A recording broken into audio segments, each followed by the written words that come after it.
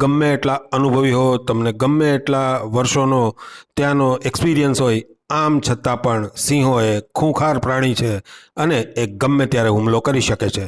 આમ છતાં આ મહિલા સિંહોની નજીક જવા માટે એમનું જે ઓપરેશન છે એ પાર પાડવા માટેની મથામણ કરી રહી છે. સિંહોના પરિવારની એ બિલકુલ નજીક છે અને હવે એક ઈજાગ્રસ્ત સિંહણને ટ્રાન્કુલાઇઝ કરવા માટે તૈયારી કરે છે. એરગનમાં જે રીતે આપણે હાથમાં ગન લઈએ અને રોમાંચ થતો હોય એનાથી પણ આ વધારે ગંભીર કામગીરી છે. એ નિશાન લગાવે છે અને સંદેશ આપે છે કે એમનું કામ સફળતાપૂર્વક પાર થઈ ગયું છે. એમના ચહેરા ઉપર આનંદ છે, પરંતુ હવે પછીનો તબક્કો વધારે જોખમી છે. જોવું પડે છે કે ખરેખર સિંહણ બેભાન છે કે નહીં.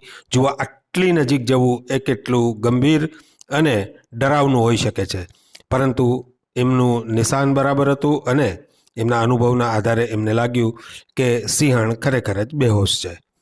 આ સિંહણનો જો ઈલાજ ના કરવામાં આવે તો એ મૃત્યુના મુખ સુધી પહોંચી શકે એમ છે.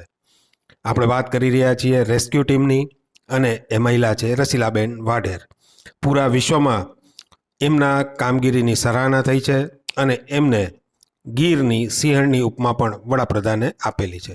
હવે તમે જુઓ કે આ પિંજરું જેમાં કોઈ પ્રાણી નથી, એમાં ખુદ રસીલાબેન વાઢેર એક ખુલ્લા કૂવાની અંદર પિંજરામાં બેસીને ઉતરી રહ્યા છે. આવું એ શા માટે કરે છે? તમે જુઓ, એક ઈજાગ્રસ્ત દીપડો કૂવાની અંદર છે અને એમને બહાર લાવવા માટે એમણે નીચે ઉતરવું પડે છે. હવે વિચારો, કૂવામાં રસીલાબેન છે અને દીપડો છે. અંતે એ દીપડાને હોશમાં લાવે છે અને એમનું રેસ્ક્યુ કરવામાં આવે છે. એમને પિંજરામાં પૂરી અને હવે અહીંથી એમને રેસ્ક્યુ સેન્ટર લઈ જવામાં આવશે અને ત્યાં એમની સારવાર કરવામાં આવશે.